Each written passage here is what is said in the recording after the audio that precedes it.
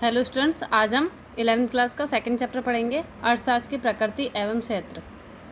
अर्थशास्त्र के बारे में कुछ अर्थशास्त्रियों का मत है कि अर्थशास्त्र का क्षेत्र संकुचित है, तो कुछ अर्थशास्त्री इसके क्षेत्र को विस्तृत मानते हैं।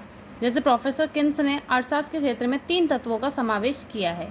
पहला तत्व है अर्थशास्त्र की विषय सामग्री, सेकेंड है अर्थशास्त्र की प्रकृति या स्वभाव, तीसरा है अर्थशास्त्र का अन्य विज्ञानों से संबंध। अब हम सबसे पहले इसका टॉपिक देखेंगे अर्थशास्त्र की विषय सामग्री। इसमें हम 5 चीज़ें देखेंगे: उपभोग, उत्पादन, विनिमय, वितरण और राजस्व। सबसे पहले देखेंगे हम उपभोग क्या होता है।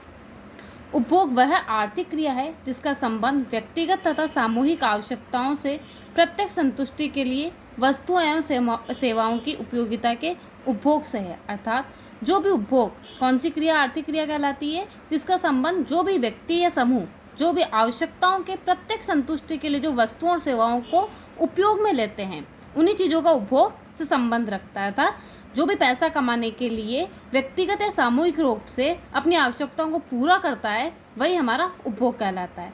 सेकंड है उसका उत्पादन। उत्पादन का संबंध वस्तुओं एवं सेवाओं की उपयोगिता या मूल्यों में वृद्धि करने से। अर्थात उत्पादन किन चीज़ों का करना चाहिए? जो वस्तुएं और सेवाएं हैं, जो उपयोगिता है, उसके मूल्य में वृद्धि की जाए। तीसरा है विनिमय। विनिमय क्रिया का संबंध किसी वस्तु के या साधन के क्रय विक्रय से। अर्थात कोई भी वस्तु है, उसके क्रय विक्रय करने को विनिमय कहते हैं। वितरण है, इसके अंतर्गत विभिन्न उत्पत्ति के साधनों से प्राप्त पारिश्रमिक के बदले उन्हें आय प्रदान करने से है। अर्थात वितरण क्या होता है कि इसके अंतर्गत विभिन्न उत्पत्ति के जितने भी साधन हैं, उनको जो भी कार्य किया जाता है उसके बदले में उसे जैसे आय दी जाती है अगर कार्य के बदले में, तो वो जो वितरण है उस आय को इस तरह से वितरित किया जाए, जो भी जितना पारिश्रमिक करेगा उसको उतना ही अधिक आय प्रदान की जाए, जो कम होगा उसको कम आय। तो इस तरह से उत्पत्ति के साधन को वितरण के रूप में देखा जाए। फिर है राजस्व। इसके अंतर्गत सार्वजनिक आय, व्यय, ऋण, घाटे की वित्त व्यवस्था, प्रशुल्क आदि का अध्ययन किया जाता है। अर्थात राजस्व में आय व्यय किस तरह से किया जाता है, ऋण लोगों से किस तरह से लिया जाता है, या जो घाटे की वित्त व्यवस्था होती है वो कैसे होती है, जो ये प्रशुल्क उधार जो लिया जाता है वो किस तरह से होता है, इन सभी का चीज़ों का अध्ययन राजस्व में किया जाता है। अर्थात अर्थशास्त्र की जो विषय सामग्री है इन्हीं 5 बिंदुओं में निर्धारित की जाती है। अब हम दूसरा टॉपिक पढ़ेंगे अर्थशास्त्र की प्रकृति या स्वभाव, और इसी के साथ हम देखेंगे कि अर्थशास्त्र का अन्य विज्ञानों से संबंध कैसे। इन दोनों को एक साथ पढ़ेंगे। अब देख लीजिए इन दोनों को एक साथ किस तरह से होगा। इसके लिए 5 क्वेश्चन है आपके साथ, 4 क्वेश्चन है सॉरी। क्या अर्थशास्त्र विज्ञान है? सबसे पहला। दूसरा है यदि अर्थशास्त्र विज्ञान है तो वास्तविक विज्ञान है या आदर्श विज्ञान है? तीसरा है क्या अर्थशास्त्र कला है? चौथा है क्या अर्थशास्त्र विज्ञान एवं कला दोनों है? इसमें प्रकृति और विज्ञानों के साथ संबंध दोनों जुड़े रहते हैं। अब जो सबसे पहला क्वेश्चन है उसको देखते हैं। ज्ञान का वह क्रमबद्ध और संपूर्ण अध्ययन है जो कारण और प्रभाव के संबंध की व्याख्या करता है।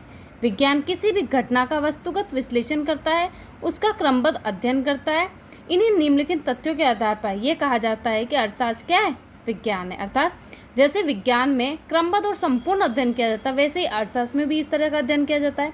जैसे हर प्रभाव की व्याख्या की जाती है, इसमें भी की जाती है। जिसे किसी घटना के वस्तुगत विश्लेषण किया जाता है तो अर्थशास्त्र में भी किया जाता है, और उसका क्रमबद्ध अध्ययन भी किया जाता है। इसमें देख लीजिए कि वैज्ञानिक रीति का प्रयोग किया जाता है, इसमें व्याख्या करने की भी शक्ति होती है। अर्थशास्त्र में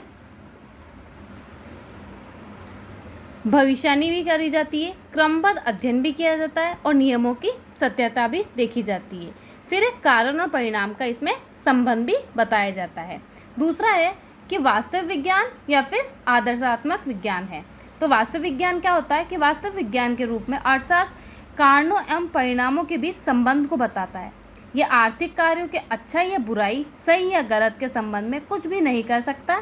यह एक विवेक पर आधारित है। अर्थात वास्तविक विज्ञान क्या बताता है कि जो भी चीज़ें होती है गलत या सही है या अच्छा है या बुरा, इस तरह से नहीं, बल्कि विवेक पर आधारित होना चाहिए।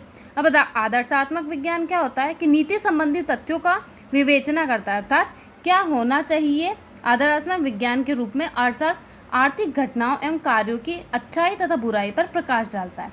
अर्थात इसमें विवेक पर आधारित है, और आदर्शात्मक में उल्टा अच्छाई और बुराई दोनों को देखा जाता है घटनाओं के रूप में। ठीक है स्टूडेंट्स, आगे का टॉपिक बाद में पढ़ेंगे। Thank you.